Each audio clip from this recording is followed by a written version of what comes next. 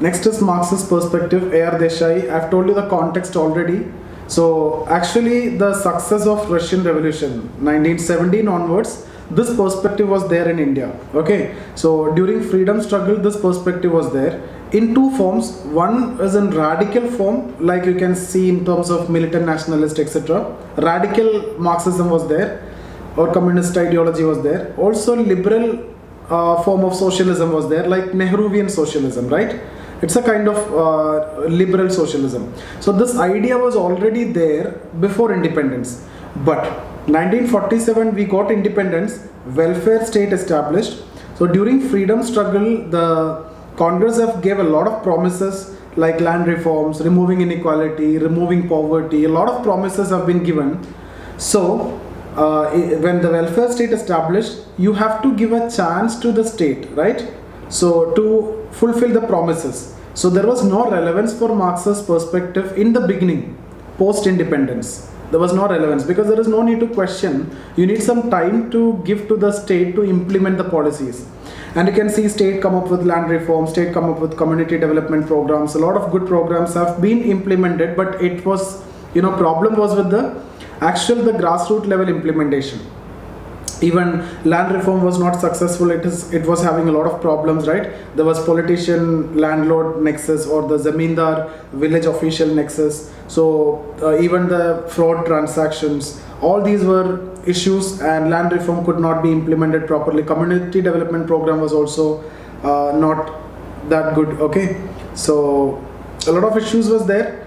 That is the reason why during 1960s and 70s there was a need to critically analyze government. Now it's almost 15 years. Inequality, instead of decreasing, it is increasing. Poverty increasing. Okay, everything is increasing. Regional inequality increasing, income inequality increasing, and that was coupled with Green Revolution. When Green Revolution was there, regional inequality started increasing further.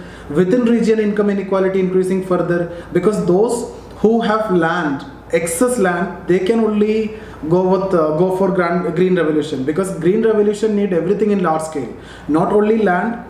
First of all, land, and everything you need to apply in large scale. So only few sections can get the advantage of Green Revolution. From Punjab and Haryana also, the rich capitalist farmers only can get. Otherwise, regionally, if you see, some states only can afford or can get this, right?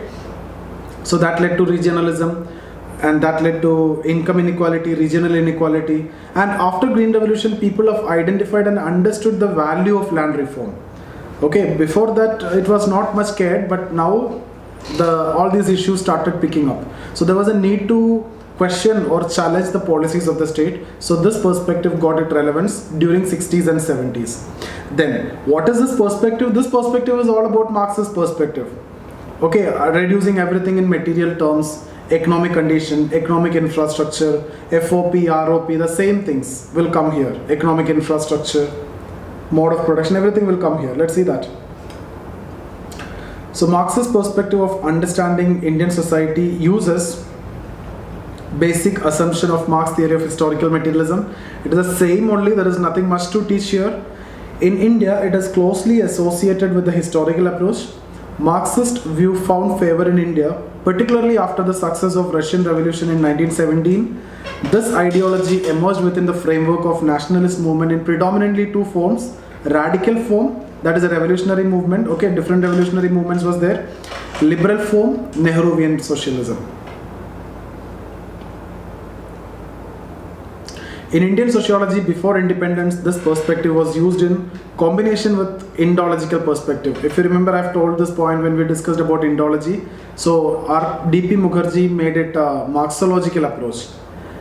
At the academic level, this perspective could not find much favor because of its radical nature, which never suited for colonial interest.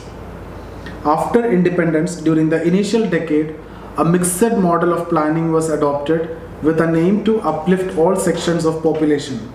Various programs and policies concentrated the aim of the sociological investigation to acting as analytical aids rather than suggesting an radical alternative. Okay, so it's all about you need to provide an analytical aid. There is no question of radical alternatives now, because immediate the welfare state was established. You need some time. Already mixed model of planning was adopted. So various programs are implementing for the upliftment of the poor. So you need some time. The emancipatory concerns highlighted by Marx were entrusted to newly emerging welfare state. So whatever concerns which were raised by Marx, it was entrusted to the welfare state. It was expected that the welfare state will do everything which is required for the masses. The initial faith on welfare state prevented the conceptualization of the contradiction between haves and have-nots. So during that time, there is no question of conceptualization of haves and have-nots, because welfare state will do the needful, will remove poverty, will remove inequality, land reform will be done, everything is expected. Even during this period, isolated studies were made highlighting the contradictory aspects of Indian society. Subsequently, the inability of the developmental model in addressing the aspirations and problems of people led to the emergence of alternative views for the interpretation of Indian social reality, and that's how Marxism emerged. For example, in spite of rejection of caste system by the constitution, it continued at the grassroots level. Poverty remained, and the dream for balanced regional development was a distinct reality. So that means regional inequality, poverty, inequality. Thus, during 1970s and the 80s, the Marxist perspective of understanding Indian society was made popular in the writings of A.R. Desai. Marxist perspective attempt to understand society in the following ways. It attempt to understand Indian society in terms of process of historical developments where society as a whole or its institution have seen us evolving in terms of changing material condition. Exactly the same as what we have discussed in case of Marx. So historical developments, society and its institutions are evolving in terms of change in material conditions. A.R. Desai, in his book Social Background of Indian Nationalism, uses a historic materialist approach to understand Indian society.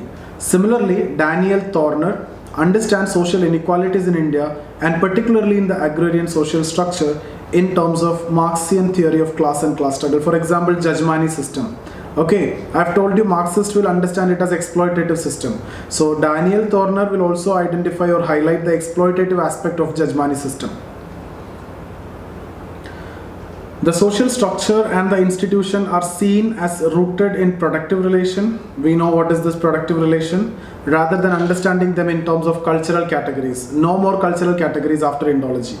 More primacy is given to economic infrastructure while explaining the dynamics of society. For example, A.R. Desai famous work Peasant Struggle is a classical example of how the struggle between have-nots can influence the political system as well as the government policies. So few examples you can write in between. I've given you a lot of examples here. Marxists see society in a systematic manner.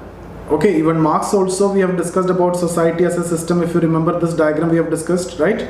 This diagram we have discussed, systemic view. Again, acknowledging the centrality of economic infrastructure. There also we have seen the same. Marxist studies of village understand village as a network of social, economic and political relations woven around land. So everything now connected with land here in Indian society. In Marx also, when we discussed about feudal society, it was almost the same. Marxist perspective studies Indian society in terms of contradictions and conflicts. Okay, same only, more particularly after 70s. The Marxist analysis highlighted the contradictory and the conflictual nature of Indian social institutions. The structural functional view about various institutions was challenged. So now the functional approach like caste system, okay, Jajmani system, the joint family system, everything is now challenged, like what we have seen in case of Marx. A.R. Desai challenged the harmonious character of Indian village historically as well as contextually. For example, Green Revolution and land reforms were analyzed in Marxist study. Now we'll go for criticism. This perspective could not acknowledge the religion or culture as a central institution in Indian society. See, in Indian society, we cannot talk about material condition, we cannot talk much about economic infrastructure. Rather, religion and culture is playing the more dominant role. Okay, so in Indian society, that is what Indologists will say. Indian society has to be studied with the concepts specific to Indian society, not with the Western concepts. This led to inadequate explanation of importance of religion and various cultural categories while understanding Indian society. Marxists also overlook the importance of caste in understanding the social structure and social organization. So they are only trying to identify the class. Even in the village studies also, they were trying to see everything in terms of class. The farmers and the peasants as a class, not as a caste. they have not recognized that the lower caste are the peasants mostly, and the upper caste are the zamindars or the farmers. The actual social relation in India could never be understood purely in class terms. Yes, in India, even now also there are obvious limitations in identifying in class terms in rural area. Maybe in urban it is fine. Marxists overemphasized on conflict and ignored the functional aspect of family, village, etc. This perspective was never found capable of portraying the total reality due to overemphasis on material condition or economic infrastructure. So this is the criticism. The perspective is very simple. Marxist perspective similar to Karl Marx, structural functional perspective similar to Durkheim. Okay, Indology is what's something new to you. So today we have done 3 topics. Nowadays this is what expected, because we will go faster. You have to revise, and you can ask me whatever doubts you have immediately, after completing the session or before we start the session, because these topics are very simple and maybe we will finish in 15 days. After thinkers, this is how we are planning to go. Yeah, we can discuss if you have any doubt now.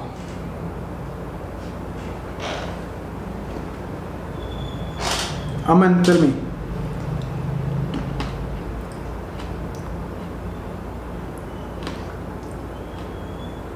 Tell me, Aman. Yeah, hello sir. Sir, A.R. Desai number 2 perspective. A.R. Desai? Number 2 perspective. That productive goals, something like that. A.R. Desai number 2. This one? Yeah, yes sir. Productive relation. Productive relation means everything I've seen in terms of productive relations, like when it comes to land, it is between peasants and landlords. Like the productive relation, it is not that caste relation, or it is not that, obligatory relation. Everything in terms of contractual or productive relation. Marx is also talking about productive relation only. Everything in productive relation. Productive forces, productive relation. That is connected to the economic infrastructure. Okay. Okay, see here, when we talked about Jajmani system, I've told you Jajman and Kamins, right? Correct. This you know already, right? You have already studied this. Yes. Okay. So this is understood as obligatory relation, right?